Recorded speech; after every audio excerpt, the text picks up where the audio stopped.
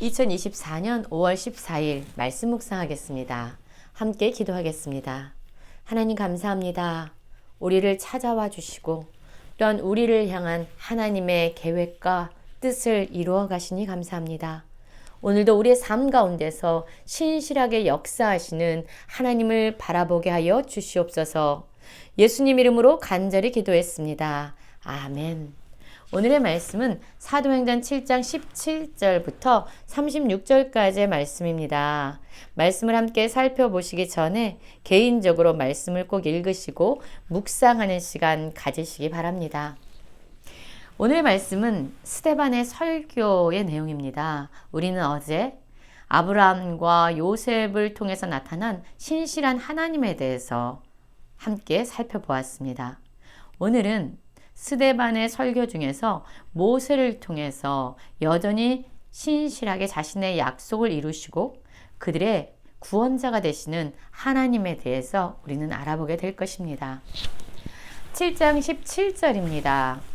하나님이 아브라함에게 약속하신 때가 가까움에 이스라엘 백성이 애굽에서 번성하여 많아졌더니 요셉을 알지 못하는 새 임금이 애굽 왕위에 오르매 그가 우리 족속에게 교활한 방법을 써서 조상들을 괴롭게 하여 그 어린아이들을 내버려 살지 못하게 하려 할세라는 말씀으로 시작하고 있습니다. 하나님께서 아브라함에게 어떤 약속을 주셨습니까? 아브라함에게 그의 후손에게 가나안 땅을 주시겠다고 말씀하셨어요. 그리고 그 전에 이스라엘 백성들은 다른 땅에서 나그네가 되어서 그 사람들의 종이 돼서 400년 동안에 괴롭힘을 당하게 될 것이라고 말씀했지요. 하나님이 말씀하신 그 약속의 때가 거의 다가온 겁니다. 이스라엘 백성들은 400년 동안 애굽에 살면서 그들의 종살이 노예로서의 삶을 살게 된 거지요. 그리고 그 땅에서 번성하여졌습니다. 수가 아주 많아졌어요. 이스라엘 백성의 수가 많아지자 애굽 왕은 두려워하기 시작했습니다. 이스라엘 백성이 강성해져서 자신들보다 더 숫자가 많아질 것을 두려워했던 거죠. 그래서 이스라엘 백성들을 괴롭히기 시작하고 아이들을 죽이고 또한 강가에 특히 남자아이들은 강에 버리라고 명령을 하게 되죠. 바로 그러한 위기의 순간에 어려운 순간에 태어난 사람이 누구냐면 바로 모세입니다. 그때 모세가 났는데 하나님 보시기에 아름다운지라 라고 말하고 있죠. 그렇습니다. 이 모세는요 하나님의 특별한 계획하심과 섭리 가운데 태어났음을 말해주고 있습니다. 아버지의 집에서 석 달 동안의 그 아이를 돌보고 키웠지만 이제 석 달 이상이 되자 더 이상 집에 그 아이를 둘 수가 없었어요. 그래서 갈대 상자에 넣어서 모세를 강에 뛰어 보냅니다. 그런데 바로 그때에 바로의 딸이 모세를 데려다가 자기 아들로 삼게 되죠. 여러분, 위기에 처한 모세는 오히려 보이지 않는 하나님의 손길에 의해서 그는 바로의 딸의 양자가 되었고 당시 최고의 문명을 가지고 있었던 애굽에서 최고의 학문과 지혜를 배우기 시작하게 된 겁니다. 그럼으로써 하나님은 모세를 통해서 이스라엘 백성을 애굽에서 건져내고 구원하려는 자신의 약속을 이루어 가시고 계십니다. 모세의 나이가 40세가 됐습니다. 그때에 이제 자신의 동족, 형제인 이스라엘 자손들을 돌볼 생각을 하게 된 거예요. 그리고 나아가서 보는데 이스라엘 백성 중에 한 사람이요 원통한 일을 당해서 애굽 사람에 의해서 압제를 받는 거죠. 그때에 그 모습을 보고 모세가 애굽 사람을 쳐 죽이는 일이 발생합니다. 모세가 이렇게 했던 이유는요. 하나님께서 자기의 손을 통해서 이스라엘 백성을 구원해 주신다는 것을 이 이스라엘 백성들이 깨달을 것이다라는 기대 가운데 그 일을 행한 것입니다. 그런데 이스라엘 백성들은 그것을 깨닫지 못했어요. 그것을 어떻게 알 수 있느냐면 이튿날에 모세가 또다시 나갑니다. 그런데 동족끼리, 이스라엘 백성들끼리 싸움을 하고 있는 거예요. 그래서 그들을 화해시키고 중재시키려고 하는데 그들이 얘기합니다. 모세를 밀어뜨리면서 오히려 누가 너를 관리와 재판장으로 우리 위에 세웠느냐. 네가 어제는 애굽 사람을 죽인 것 같이 또 나를 죽이려 하느냐라고 말하는 것을 듣게 됩니다. 애굽 사람을 죽였던 자신의 죄가 드러난 것을 알게 되죠. 모세는 바로에게 그것이 탄로 나서 잡힐까봐 이제 그곳을 떠나고 도망해서 미디안 광야로 들어가게 됩니다.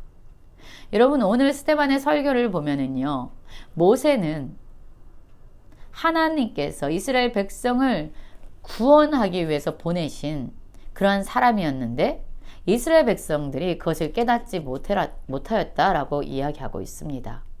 이스라엘 백성 역시 깨닫지 못했고요.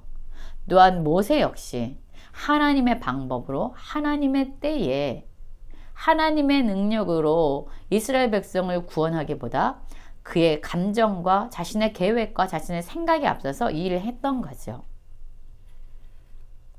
그 결과 이스라엘 백성들은 애굽에 여전히 머물면서 종으로서 노예로서 괴롭힘을 더 심하게 당하게 됩니다. 또한 모세 역시 미디안 광야로 도망해서 그곳에서 장인의 양을 치는 그러한 목자로 살아가게 되지요. 미디안 광야에서 모세에게 40년을 또한 보내게 됩니다.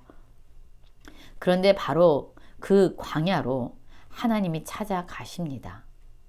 갈대아 우르에 있었던 아브람을 찾아가셨듯이 하나님은 시내산 광야에서 이름 없는 목자로 살아가는 모세를 찾아가신 겁니다. 하나님의 때에 말이죠. 40년이 참에 천사가 시내산 광야 가시나무 떨기 불꽃 가운데서 그에게 보이거늘 모세가 그 광경을 보고 놀랍게 여겨 알아보려고 가까이 가니 주의 소리가 있어 나는 내 조상의 하나님 즉 아브라함과 이삭과 야곱의 하나님이라 하신데 모세가 무서워 감히 바라보지 못하더라. 주께서 이르시되 내 발에 신을 벗으라 내가 서 있는 곳은 거룩한 땅이라. 그렇습니다. 하나님은요 공간에 장소에 시간에 제한받지 않는 분입니다. 하나님이 거하시는 바로 그곳이 거룩한 곳이 되는 거죠. 하나님은 성전뿐만 아니라 갈대아 우르에 또한 미디안 광야 시내산 광야에 있는 하나님의 백성들을 찾아가시는 분입니다. 그리고 그곳에서 하나님이야말로 이 땅을 다스리시는 왕이 되시며 주인 되심을 드러내 보이고 계시죠. 당시에 신을 신고 있지 않은 사람들의 신분은 종과 노예였잖아요. 모세에게 신을 벗으라 라고 하나님께서 말씀하시는 것은 바로 하나님이 이 모세의 삶의 주인이 되시고 왕이 되심을 말씀해주고 있는 거예요. 그리고 하나님은 모세를 이제 애굽으로 다시 보내시죠. 내 백성이 애굽에서 괴로움을 받음을 내가 확실히 보고 그 탄식하는 소리를 듣고 그들을 구원하려고 내려왔노니 이제 내가 너를 애굽으로 보내리라 하시니라. 여러분 하나님은 우리의 괴로움을 보고 계십니다. 우리가 탄식하는 그 소리를 듣고 계십니다. 그리고 우리를 어떻게 구원하고 건져내야 되는지 아시는 분이에요. 그리고 마침내 모세는 애굽으로 가서 바로를 향해서 하나님의 백성 이스라엘 백성을 내어놓으라고 선포하는 그런 이스라엘 백성의 구원자로 하나님이 주신 사명을 감당하게 됩니다. 그들 애굽에서 건져낼 때뿐만 아니라 그들을 광야에서 인도하는 그 시간 동안에 그는 하나님의 능력을 힘입어 많은 기사와 표적을 행하게 되죠. 여러분 그렇습니다. 오늘 모세의 삶을 통해서도 우리는 여전히 확인하게 되죠. 하나님은 자신의 약속을 반드시 이루시는 신실한 하나님이시고 우리를 찾아오시고 우리의 삶을 주장하시고 다스리시는 우리의 왕이 되시고 주인이 됩니다. 오늘도 신실하신 하나님을 바라보면서 믿음의 삶을 살아가는 모든 성도님들 되시길 간절히 기도합니다.